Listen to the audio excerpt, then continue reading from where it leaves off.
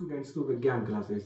So today we are going to study about the most interesting topic, that is a conventional current and the Ohm's law and the resistance and resistivity. So in the previous class we have studied what is current, what is electric potential, what is conductor, what is electric potential difference, insulators and their charges and all.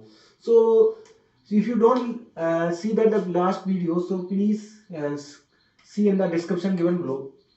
So we are going to study about firstly, that is a quantization of charge. So what is meant by the quantization of charges?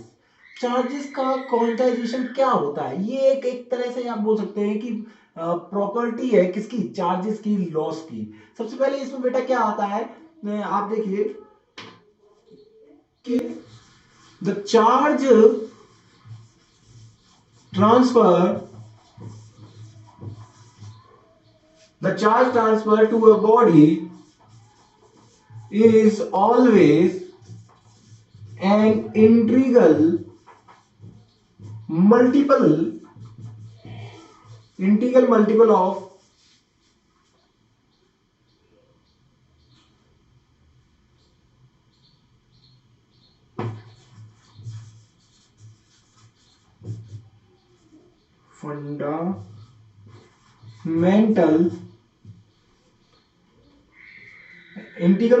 fundamental charge of present of an electron. So the charge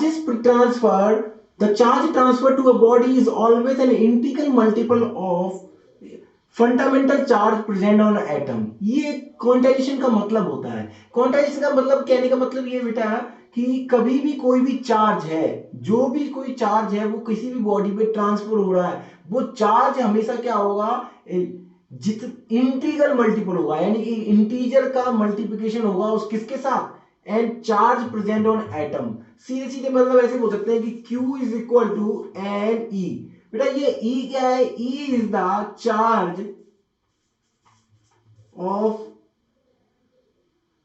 of an electron. मतलब इलेक्ट्रॉन का जो charge होता है वो किससे denote किया जाता है, E से डिनोट किया जाता है। सो मैंने बोला है कि charge on a body that is Q, charge को किससे डिनोट करते हैं, Q से डिनोट करते हैं। तो charge on a body is integral multiple of charge present on electron. तो ये n क्या है, here n is an integer. तो ये क्या है, इंटीजर नंबर है, कोई भी इंटीजर हो सकता है। तो आप इतना याद रखना है कि Q is the integral multiple of charge present on atom. तो ये प्रॉपर्टी बेसिक बहुत इंपॉर्टेंट प्रॉपर्टी है, तो आप इसको ध्यान रख सकते हैं। अगर मैं बात करूं करंट क्या हो जाएगा, तो करंट होता है Q अपॉन T। तो we can say Q is equal to N E upon t. तो I क्या हो जाएगा, I हो जाएगा एन ई अपॉन टी। तो हमारा एक फॉर्मूला और नया बन गया which is equal to N E upon T. So यहां से आकर आपसे पूछ सकते हैं कि ये किसी बॉडी पर इतना चार्ज है तो उसमें करंट कितना डेवलप होगा अगर ट्रांसफर होगा तो, ठीक है। सो हम लोगों ने सीखा कि quantization of next is direction of current and the conventional current.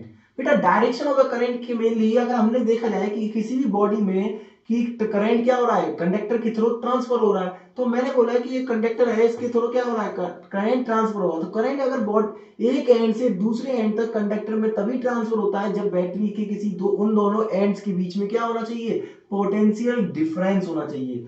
दोनों के बीच में क्या होगा, पोटेंशियल डिफरेंस होगा, देन द करंट विल क्या होगा, ट्रांसफर होगा। अब बात आती है कि डायरेक्शन क्या होगा।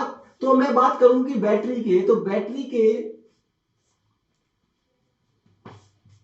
बैटरी का जो नेगेटिव टर्मिनल होता है एंड पॉजिटिव टर्मिनल को इस तरह से डिनोट करते हैं, नेगेटिव टर्मिनल को इस वे में डिनोट करते हैं, ठीक है।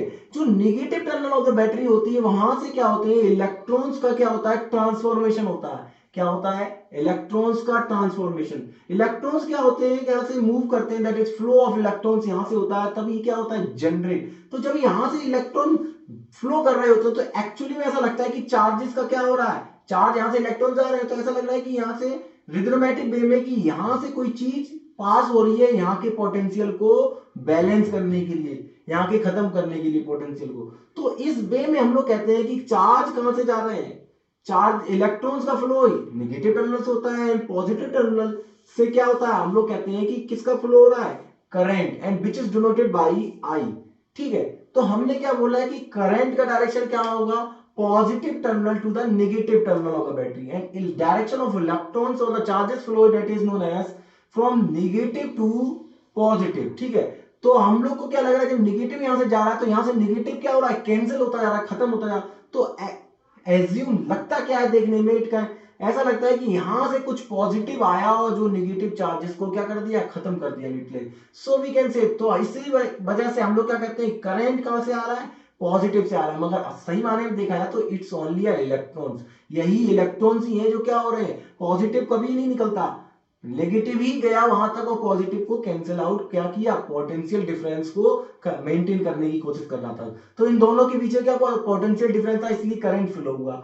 Now the word is that is conventional current. Conventional current क्या होता है बेटा, ये जो करंट फ्लो हो रहा है that is known as conventional current. Conventional current होता है बेटा जो भी हमारा current positive terminal of the battery to the negative terminal of the battery की तरफ जाता है, पॉजिटिव से नेगेटिव की तरफ टर्मिनल बैटरी करंट जाता है, उस करंट को ही हम क्या कहते हैं, कन्वेंशनल करंट कहते हैं। यानी कि हमारे घर में जो करंट आ रहा है, वो फ्लो हो रहा है, वो कौन सा करंट है, कन्वेंशनल करंट है। ये जस्ट सिंपली वे में एक नाम दे दिया अच्छे तरीके से और सिंपल भाषा में बोलने के लिए, तो उसे हम क्या बोलते हैं, क्योंकि आगे चल के हम लोग, आगे चल के आपको और भी टाइप्स के करंट के नाम मिल सकते हैं कहीं बीच में। एक सेमीकंडक्टर्स में अगर बात करें तो वहां पे ड्रिफ्ट करंट भी आ जाता है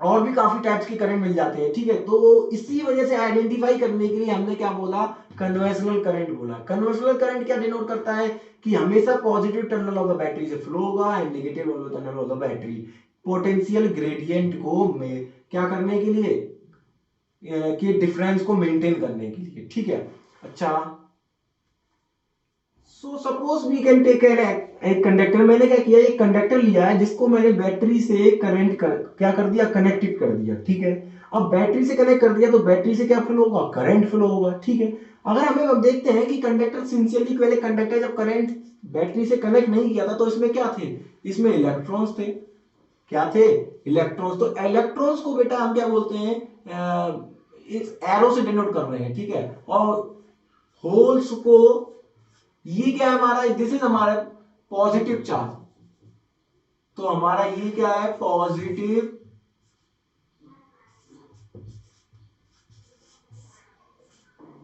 चार्ज। तो पॉजिटिव चार्ज की आयोन्स, ये पॉजिटिव आयोन्स है और this is was negative. Negative कौन से होते हैं, इलेक्ट्रॉन्स होते हैं। ठीक है, तो हमने बोला है कि हमारा ये कंडक्टर है जिसमें फ्री इलेक्ट्रॉन्स मौजूद है और कुछ पॉजिटिव आयोन्स भी हैं उसमें।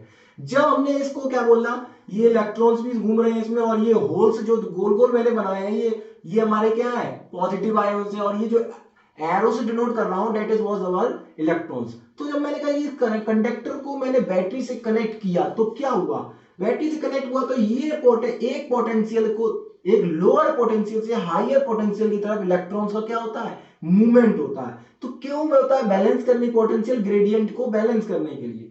तो लोअर से हायर की तरफ क्या हुआ, इलेक्ट्रॉन्स का क्या हुआ, फ्लो हुआ। तो यहां से इलेक्ट्रॉन्स फ्लो होना स्टार्ट हो जाते हैं, इलेक्ट्रॉन्स फ्लो हो रहे हैं, मगर पॉजिटिव आयंस, उसी समय पॉजिटिव आयंस भी प्रेजेंट थी,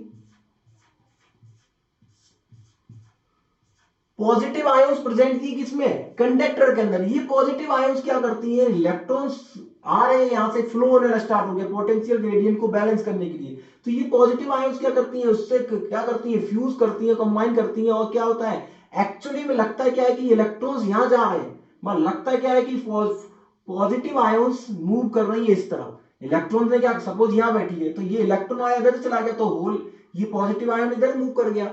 ठीक है, पॉजिटिव आयन क्यों, इधर जहां इलेक्ट्रॉन चला जाता है तो वहां क्या होता है, लॉस हो जाता है। तो इस तरह से यहाँ क्या हुआ, पोटेंशियल यहाँ का क्या होने लगा, बढ़ने लगा। पहले कम था तो इलेक्ट्रॉन्स मूव करने लगे हाइयर पोटेंशियल की तरफ, हाइयर पोटेंशियल तक मूव करने लगे, तो यहाँ का पोटेंशियल क्या हुआ, धीमे धीमे बढ़ने लगा। तो ऐसा लगा देखने में कि कुछ यहां से आ रहा है, पॉजिटिव आ रहा है, that positive is known as conventional current. उसी को फ्लो को कहते हैं कन्वेंशनल करंट। अगर ये देखा जाए तो इधर कौन सा फ्लो होता है, निगेटिव से पॉजिटिव की तरफ कौन सा फ्लो हो रहा है, डेट इज नोन एज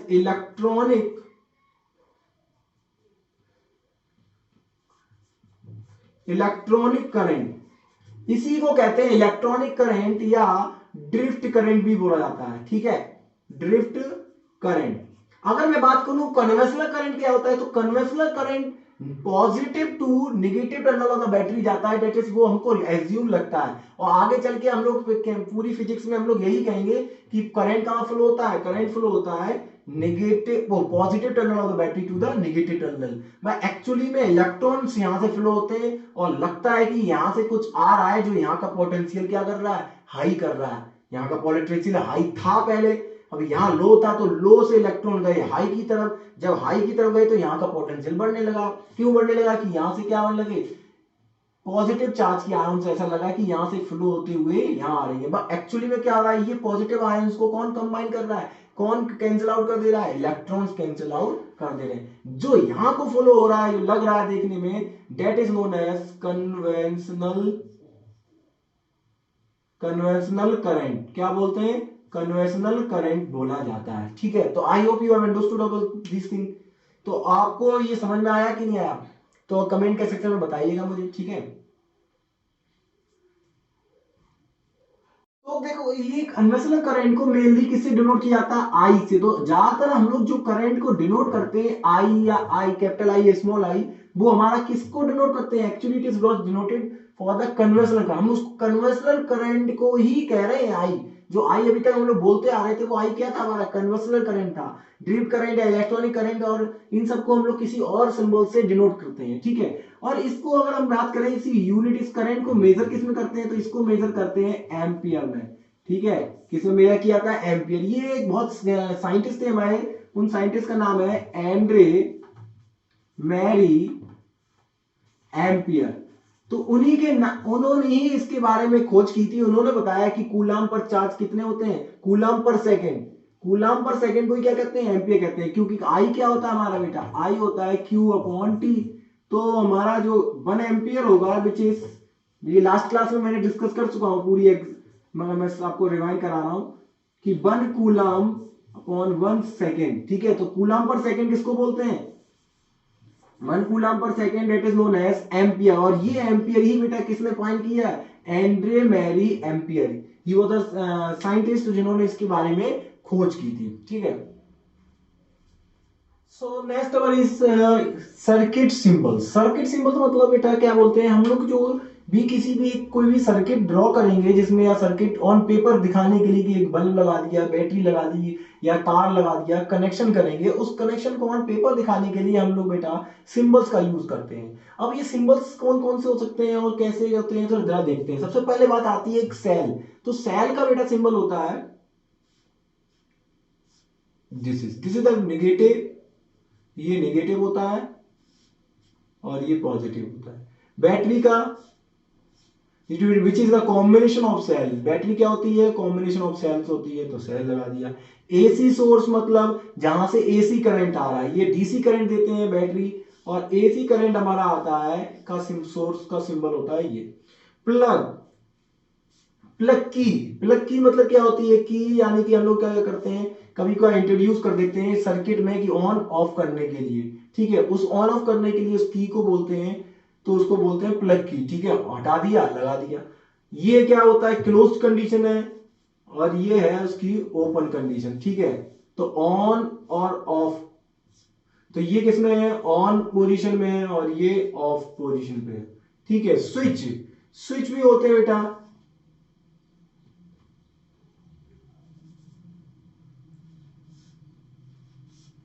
इस तरह की स्विच दिखने को होता है हमारा। ये हमारा क्या बोलते हैं, ऐसे कर देंगे तो हमारा ये क्या हो गया, ऑन हो गया, और ऐसे छोड़ दिया, और अगर मैं ऐसे कर दूं और ये ऐसे क्लोज नहीं है, तो ये क्या हमारा ऑफ पोजीशन पे है, यानी करंट फ्लो नहीं होगा। टैपिंग की क्या होती है बेटा, टैपिंग की होती है मतलब जस्ट आपने दबाया, जैसे आपकी डोर बेल होती है, एक बार प्रेस कीजिए फिर ऑटोमेटिक अपनी पोजीशन पे आ जाती है, उस तरह की को बोलते हैं टैपिंग की, ठीक है, उसका ये सिंबल होता है। ठीक है, इस तरह का। Connecting wire just simply draw single line, यानी कि तार दिखाने के लिए केवल एक लाइन ड्रॉ करनी होती है। अमीटर क्या होता है? एक ऐसा डिवाइस होता है जो हमारे करंट को मेजर करता है। तो हम ये किसको डिनोट करते हैं? ए से। इसका सिंबल क्या होता है? ए। यहाँ बेटा पॉजिटिव होता है, एक निगेटिव टर्मिनल होता है इसका। वोल्ट मीटर भी क्या होता है हमारा? एक वोल्ट मीटर होता है जो वोल्टेज मेजर करता है। ठीक है, इसके एक और भी सिंबल होते हैं, जैसे कि मैं बात करूं, यहाँ एक ऐसे एरो लगा देते हैं और ऊपर ए लिख देते हैं, यहाँ पॉजिटिव और यहाँ नेगेटिव। वोल्ट मीटर का भी दूसरा हो जाता है। अगर बात करूं तो यहाँ लिखा जाए, एक एरो बना दिया जाएगा, इसकी ऊपर बी लिख दिया जाएगा, यहाँ नेगेटिव और यहाँ पॉजिटिव। ठीक है, इस तरह से। ये रेजिस्टेंस क्या होता है अभी आगे चल के हम लोग डिस्कस करेंगे, मगर अभी आप ध्यान दीजिए। एक तरह से ये रेजिस्टेंस का सिंबल होता है।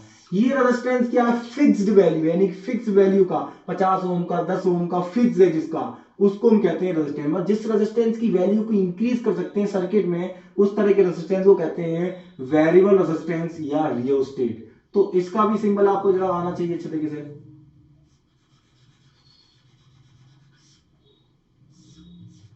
ये सिंबल होता है, मतलब रेजिस्टेंस में लाइक दिस एरो दिखा देना, या एक और भी होता है इस तरह की दिखाना। ये क्या होगा? रियोस्टेट ही कहलाएगा। नेक्स्ट आता है गैल्वेनोमीटर। गैल्वेनोमीटर एक ऐसा डिवाइस होता है जो हमारे क्या करता है, सर्किट में डिटेक्ट करता है कि करंट की प्रेजेंस को, यानी स्मॉल से स्मॉल करंट को डिटेक्ट कर लेगा। डिटेक्टर कह सकते हो आप एक तरह से। ठीक है, ये पॉजिटिव और ये निगेटिव। इसका एक और सिंबल भी होता है, और ऊपर जी पॉजिटिव और नेगेटिव बता सकते हैं। लोड, बेटली लोड बेटा एक कुछ नहीं, केवल एक सिंपल सा एक दिखाना है कि जहां हमारा कोई भी चीज कनेक्टेड है, यूज हो रही है। इस तरह ये सिंबल होता है किसका? लोड का। ठीक है। हीटर, हीटर इज केवल आपका एक तरह का क्या होता है कि जहां आप लोगों ने घर में यूज करते होगे विंटर के टाइम पे, वो क्या करता है, बहुत लार्ज अमाउंट में वोल्ट बैटरी का करंट यूज करता है। ठीक है, लोड करता है। ये सर्किट, ये सिंबल होता है हीटर का। बेटा बल्ब देख बताऊं तो बल्ब का आपका हो जाता है, ये बल्ब का सिंबल है। ठीक है, इसी में अगर बंद वाला एक लैंप की तरह बोल सकते हैं ये, या एक और ऐसे भी कहा जाता है।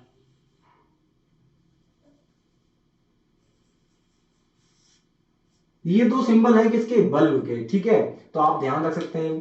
तो मैंने क्या वो कुछ डिस्कस किया आपको सर्किट डायग्राम्स के बारे में। आप बताइएगा कि आपको सबसे फेवरेट आपका कौन सा है कमेंट सेक्शन में। ठीक है, और कौन सा है, किस अच्छा लगा सबसे ज्यादा आपको इसमें जान के, आपको कितने पता थे इसमें से पहले से। ठीक है, so next our is the most important, that is Ohm's law. So this Ohm's law, inside that the great physician, that is George Simon Ohm, he was a scientist. He was performed and gives the relationship between the potential and the potential difference and the electric current flowing through the circuit. तो एक किसी भी conductor से electric current और potential की relation दे दी इन्होंने, और उस लॉ को बना आगे चल के उन्होंने क्या बोला, जाके ओम्स लॉ बोला। ये क्या बताता है ओम्स लॉ, जरा ये भी देख लेते हैं। तो मैंने कहा it states that if if the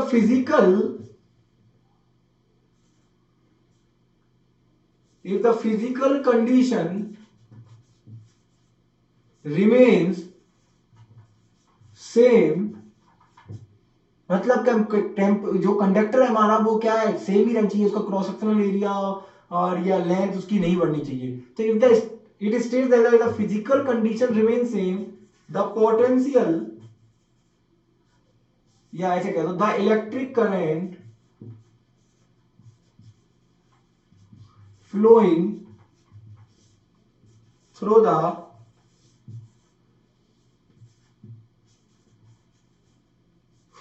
the conductor is directly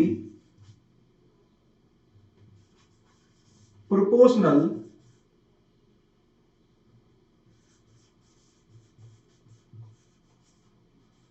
to the potential difference directly proportional to the potential difference across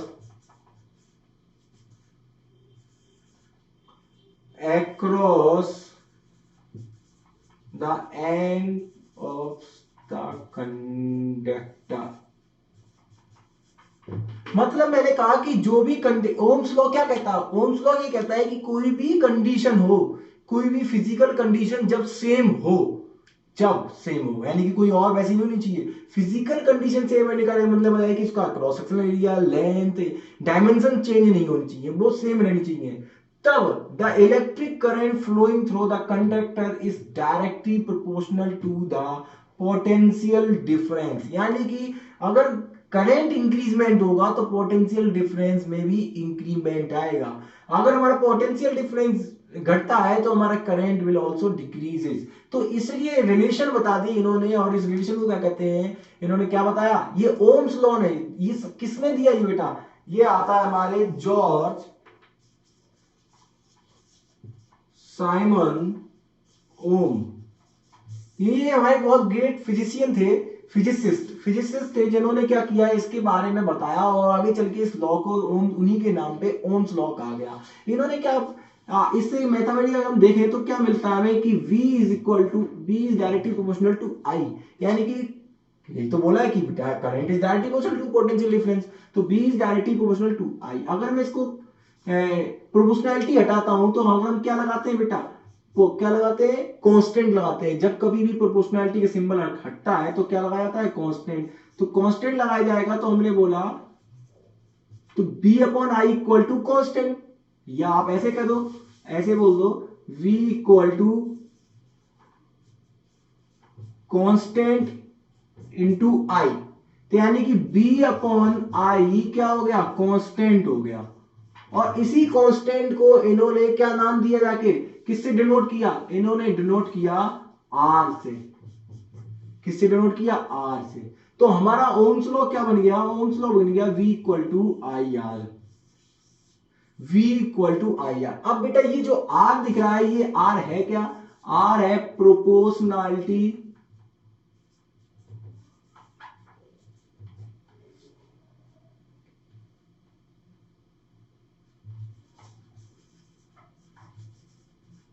proportionality constant. ठीक है, आर को क्या बोलते हैं, प्रोपोर्शनैलिटी कांस्टेंट, और इन्होंने इसका जाके नाम क्या दे दिया, इसको नाम दिया रेजिस्टेंस।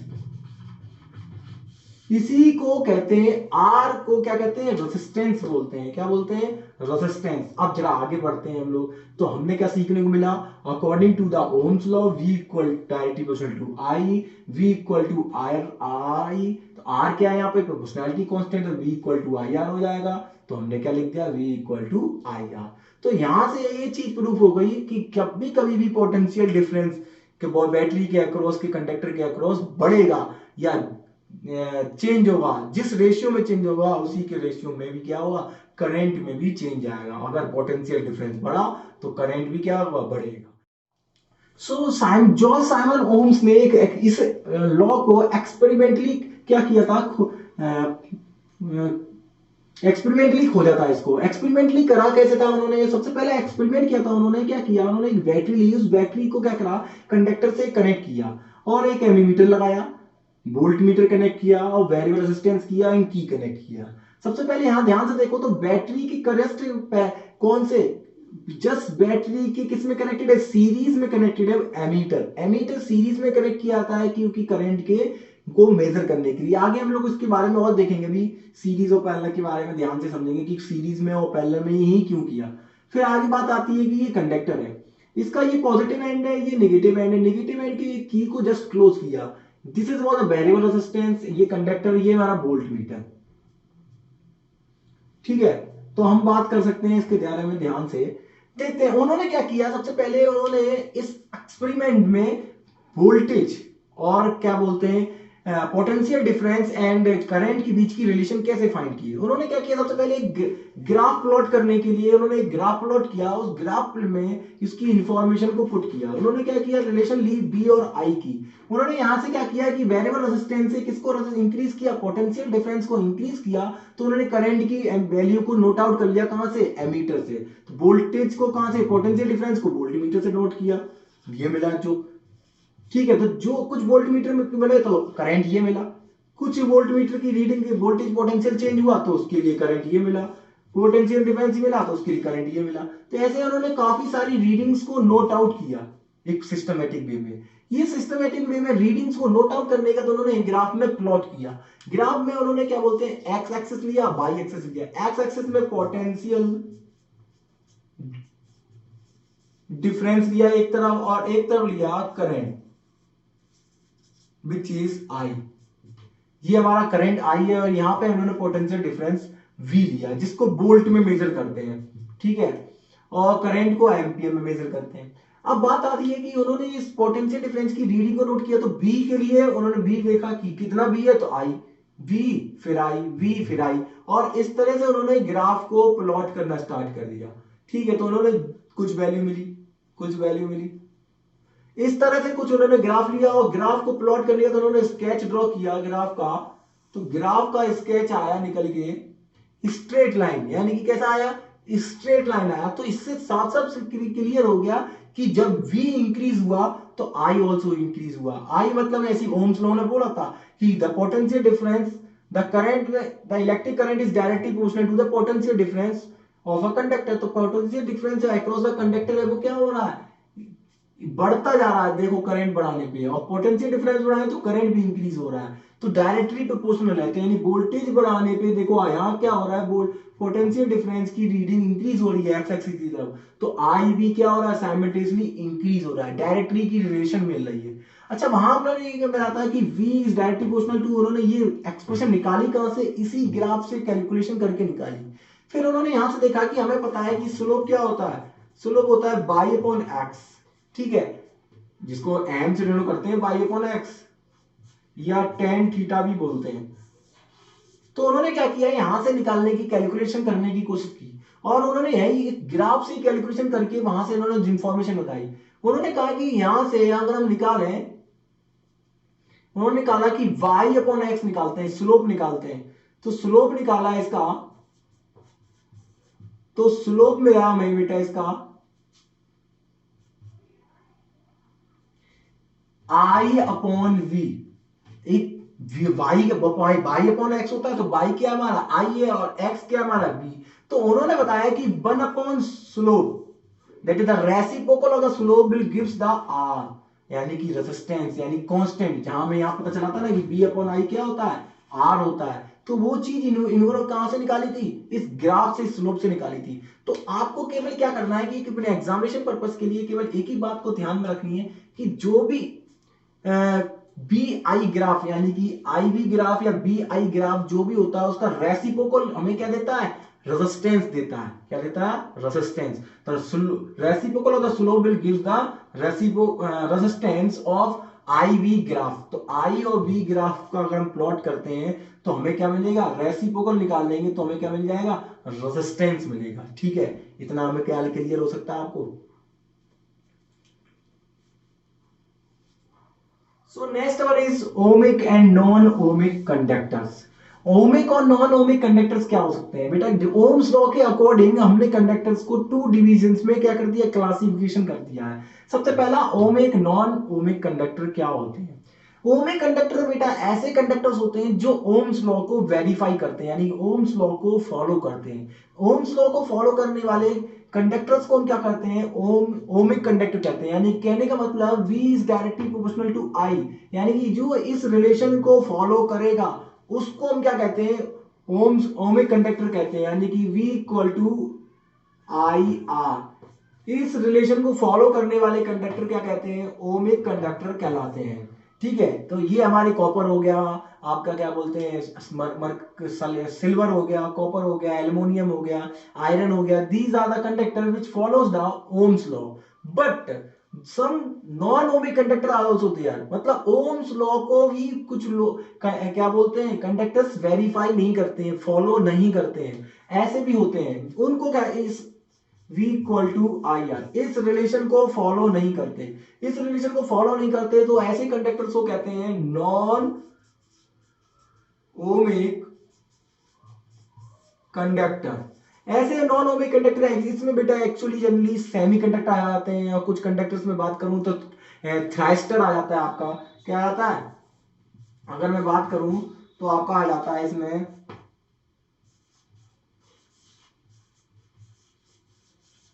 थ्राइस्टर। ये थ्राइस्टर ये क्या बोलते हैं, आपका सेमी कंडक्टर की तरह एक डिवाइस है, एक ऐसा कंडक्टर है जो ओम्स लॉ को वेरीफाई नहीं करता है, यानी कि इसका ग्राफ अगर मैं बनाऊं आई बी ग्राफ, तो इसका आई और बी ग्राफ क्या होता है, लीनियर नहीं आता है, कैसा आता है, कुछ इस तरह से आता है, ठीक है। इस तरह के कंडक्टर को हम क्या बोलते हैं, थ्राइस्टर होता है, और ये इस तरह के कंडक्टर को हम कहते हैं नॉन ओमिक कंडक्टर। अगर मैं बात करूं, ये इसमें जो नीचे वाला पोर्शन आ रहा है वो सुपर कंडक्टर में के लिए हो गया, अभी आगे डिस्कस करते हैं इसके बारे में। अगर मैं बात करूं पीएन जंक्शन डायोड की, तो पीएन जंक्शन डायोड में भी क्या होता है, ये एक तरह का सेमीकंडक्टर है, जो आईवी ग्राफ अगर हम पीएन डायोड का ड्रॉ करते हैं, तो इसमें क्या होता है कि ये बिल्कुल कैसा आ रहा है आपका सामने, देखिए एकदम से सडन कैसा हो गया, इंक्रीज हो गया, तो यहाँ पे क्या हुआ, ओम्स लॉ फॉलो नहीं कर रहा है, लीनियर ग्राफ नहीं आ रहा है, स्ट्रेट लाइन नहीं आ रहा है, क्यों, देखो यहाँ पे थोड़ी देर के लिए क्या हो रहा है, वोल्टेज बढ़ाया तो आई बढ़ता जा रहा है, मगर जैसे ही सडन वोल्टेज ने बढ़ाया यहाँ पे,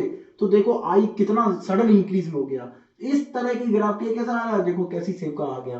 तो इस तरह की लीनियर ग्राफ नहीं आता, तो ये सेमीकंडक्टर में होता है, ये ओमिक नॉन ओमिक कंडक्टर कहलाते हैं, जो ओम्स लॉ को वेरीफाई या फॉलो नहीं करते हैं, ठीक है। एक और होता है आपका, जिसमें हम अगर हम बात करें सुपर कंडक्टर की, तो सुपर कंडक्टर्स भी होते हैं जो ओम्स लॉ को फॉलो नहीं करते हैं। सुपर कंडक्टर ये कहा जाता है कि एट एक्सट्रीम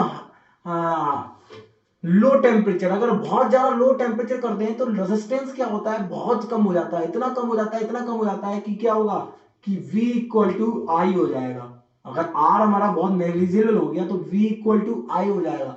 तो इस तरह से रिलेशन को हम क्या कहते हैं, इस तरह की ओम्स लॉ को फॉलो नहीं करता। ये थोड़ा डिटेल में आगे थोड़ा बियॉन्ड टॉपिक है आपका, तो हम आगे डिस्कस करेंगे एंड ऑफ दिस वीडियो, आखिरी इस चैप्टर के बीच में, ठीक है। तो हमने क्या डिस्कस किया, ओमिक कंडक्टर क्या होते हैं, नॉन ओमिक कंडक्टर क्या होते हैं, आपको समझ में आया हो कि पीएन डायोड इसका एग्जांपल हो गया नॉन ओमिक कंडक्टर का। ओमिक कंडक्टर्स के आपके आयरन, कॉपर, एल्युमिनियम, ये सब हमारे क्या हो जाते हैं, ओमिक के कंडक्टर्स में आ जाते हैं। अच्छा, सुपर कंडक्टर की क्या, जो आपका ये बात मैंने करी, ये आपके सबसे पहले वेस्ट फेमस साइंटिस्ट थे जिन्होंने इसके बारे में बताया था, उनका नाम था ओन्स। 1931 की बात है, 1931 में इन्होंने पहली बार इसके बारे में देखा था, ओन्स ने, कि सुपर कंडक्टर्स क्या होते हैं, सुपर कंडक्टिविटी एक वर्ड दिया था इन्होंने, ओन्स ने। अब इसमें 1931 में भी कह सकते हैं, 1911 में, हाँ 1911 में इन्होंने क्या किया, ओन्स ने सबसे पहले सुपर कंडक्टिविटीज के बारे में बताया। अब ये सुपर कंडक्टिविटी कहती क्या है बेटा, ये एक तरह का एक मिशनर इफेक्ट होता है, आपके थोड़ा 12th स्टैंडर्ड में अगर आप लोग आगे बढ़ेंगे तो हम लोग डिस्कस करेंगे इसके बारे में, कि सुपर कंडक्टिविटी एक तरह की ऐसा चीज है कि जिसमें एक्सट्रीम हाई कूलिंग, अगर मैं क्या कहूं कि किसी भी कंडक्टर को बहुत ज्यादा लो टेम्परेचर पे ले गए, जैसे कि मरकरी है, मरकरी क्या, ये एक तरह का सुपर कंडक्टिविटी की प्रॉपर्टीज को शो करता है, और अभी भी आज की तारीख में इसके बारे में क्या काफी सारी इंफॉर्मेशन रिलेट की जा रही है, थ्योरीज काफी सारी हैं। तो सुपर कंडक्टिविटी अगर मैं हाई एक्सट्रीम हाई टेम्परेचर कर दूं तो रेजिस्टेंस क्या होता है, बहुत कम हो जाता है, तो B इक्वल टू आई जो ग्राफ है वो हमारा कैसा आ जाता है, ओम्स लॉ को तो फॉलो नहीं करता, मगर ये क्या बोलते हैं हमारे लीनियर ग्राफ से B इक्वल टू आई हो जाता है। इस तरह की रिलेशन को हम बोलते हैं सुपर कंडक्टिविटी, ठीक है। तो आगे चल के हम लोग डिस्कस करेंगे इसके बारे में और ज्यादा अंदर जाएंगे, ठीक है। सो आप टुडे फॉर आज की वीडियोस के लिए केवल इतना ही रहता है। कल अगर हम लोग डिस्कस करेंगे क्या बोलते हैं resistance, factors of resistance, what are the factors affecting the resistance and resistivity, conductivity and all these things. So press the bell